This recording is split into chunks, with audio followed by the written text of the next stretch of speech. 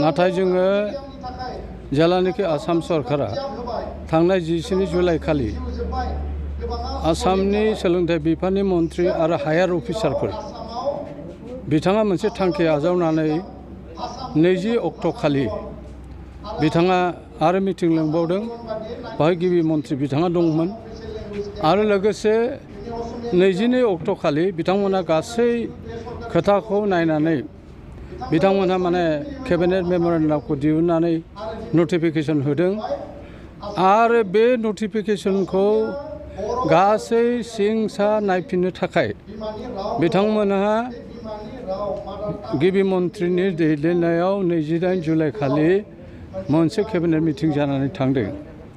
आरो बे केबिनेट मिटिंनि दारै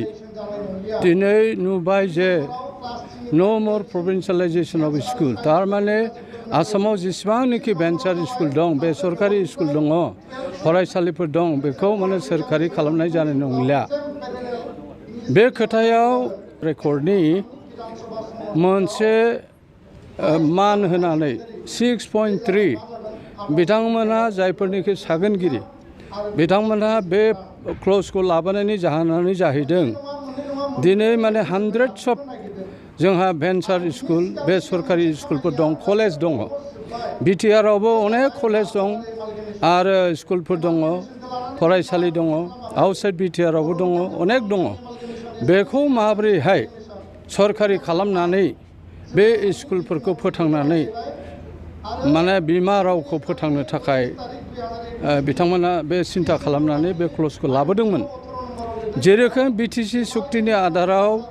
भारत संबिजिराव बर' रावा 80 फारियाव जायगा मोनदों थिग बेबायदिनो 6.3 खौ लाबोनानै बिथांमोनहा मोजां खामानि मावदोंमोन बिटिआर सुक्तिनि गेजेरजों आरो बयबो रंजाखांदोंमोन। नाथाय दिनै बे सुक्तिनि हेंथा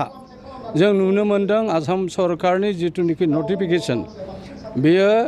6.3 नि हेंथा आरो बेयो जोङो सानो जे राजखान्थियारि भाबै बेखौ जुदि बिटिआर सरकारा माने मुभ खालामाबा आसाम गभर्नमेन्टखौ नारसिनाबा मिरुनि HRDD मानव सम्पद बिकास मन्त्रालयखौ बिथांमोनहा जुदि नारसिनाब्ला भारतनि नखर बिफाननि मन्थ्रिखौ नारसिनाबा हयथ' बे 6.3 आ जिहेतु मोनसे MOUसो बियो मेम'रेन्डाम अफ सेटेलमेन्ट थारमाने दुलाराय बर' फरायसा आफाद UBPO आरो मोनब्रै NDABनि गेजेरजों बे सुक्तिया जानानै थांदों नाथाय बेयो सेन्ट्रेल एक्ट नङा। सेन्ट्रेल एक्ट नङैखाय स्टेटआ बेखौ एक्टआव लाबोनानै बेखौ बाहायनायनि राहाखौ लानांगौ खिन्थु दासिमबो बिथांमोनहा बे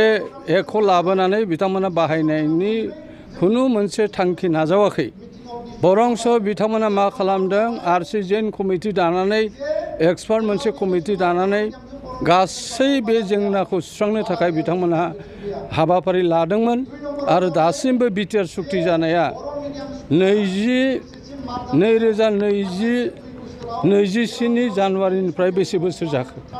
दासिमबो बेखौ जाफुंसारनाय लामायाव जों नुवाखै खिन्थु दिनै मोनसे अलखदावसो जों नुनो मोनबाय। बेनिखायनो बर' थुनलाइ आफादा थांनाय 24 जुलाइ खालि क'क्राझाराव जानाय माने मिरु आफादनि बे थांखि बायदियै जोङो माने अजद दैखांनो थाखाय आसाम गभर्नमेन्टखौ अजद दैखांनानै बिटिआर सरकारनो जोङो गोसोखां लाइजाम होनो थाखाय थांखि आजावदोंमोन जों प्रेस कनफारेन्सबो खालामदोंमोन। बेनि उनावहाय जोङो 26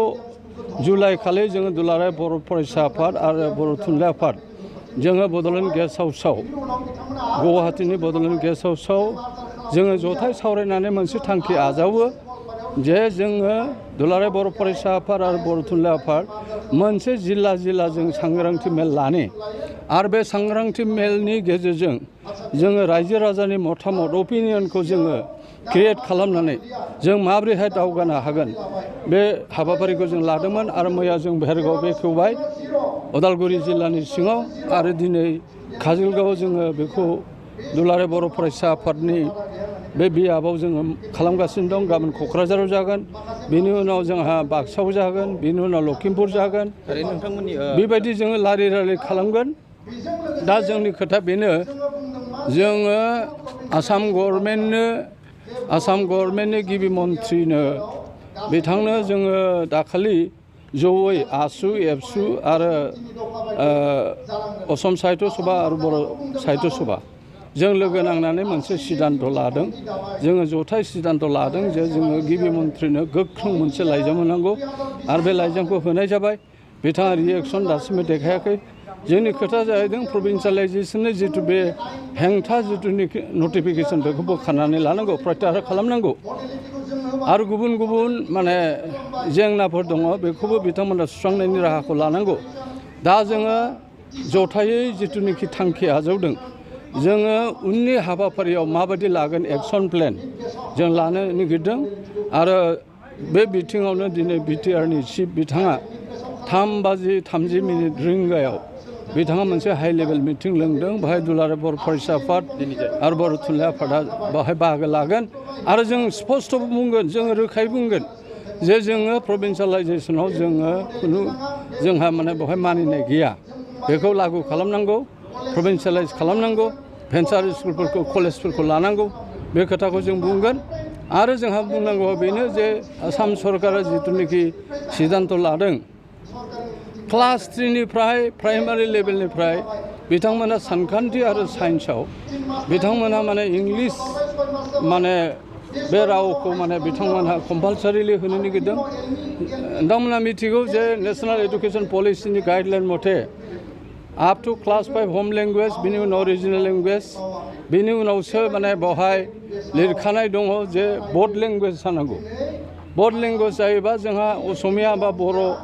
सानखान्थि आरो बिगियानाव खालामनायाव जोंहा आपत्ति गैया खिन्थु बर्ड लेंगुवेज जानांगौ खिन्थु दिनै जुदि बिथांमोना इंराजिखौ इम्प'ज खालामोबा जोङो बेखौ माने जोङो अजद दैखांगोन आरो लोगोसे जोङो आसाम सरकारखौ बुंनाय जादों जे साहा बागानाव जेरोखोम आदर्श बिद्यालय खालामदों दा सर ओनसोलाव खालामनो नागिरदों बे लेखायैनो जोङो बर' बिजोंनि आदर्श बिद्यालय गायसननांगौ होननानै जोंहा दाबि दङ आरो बिथांमोना बे दाबिखौ दासिमबो जेबो बुङालासिनो बिथांमोना जेसेबांनाखि मिक्स मिडियाम दङ बेखौसो बिथांमोना जिल्लानि 5निफ्राय 10 बे स्कुलफोरखौ बिथांमोनहा कनभार्सन इंलिसाव कनभार्सन खालामनानै बिथांमोनहा माने CBSE कर्सआव लांनो थाखाय बिथांमोनहा माने साखाफारा जादों आरो लोगोसे MLA आदर्श बिद्यालय मोनसे गंफा साफ्रोमबो MLA कनस्टिटुवेन्सियाव बे मोजां स्कुलफोरखौ बासिनानै बिथांमोनहा इंलिस मिडियामाव कनभार्ट खालामनानै आदर्श बिद्यालय दानो नागिरदों आरो बियो माबा CBSE बर्डनि आन्दाराव थांगोन बेयावबो जोंहा एसे बुंनांगौ खोथा दङ जोंहा बहुद मिक्स मिडियामाव साख्रि मावनाय मानसि दं आरो मिक्स मिडियामनि बेलायाव जोङो बुंनांगौआ बेनो जे प्रभिन्सियेलाइज स्कुलफ्राव असमिया जेराव दङ बाहाय बर' इन्ट्रडाक्सन खालामनाय जादोंमोन आरो बाहाय टिचार एपइन्टमेन्ट होनाय जादोंमोन गतिके जोङो बे बेलायाव बुंनो नागिरो जे मिक्स मिडियामखौ रिटेन खालामनांगौ सास्टेन खालामनांगौ दोनफिननांगौ बे खोथाफोरखौनो जोङो सावरायनो थाखाय दिनै जोङो बिटिआरनि चिफजों हाइ लेभेल डिसकासन जों खालामगोन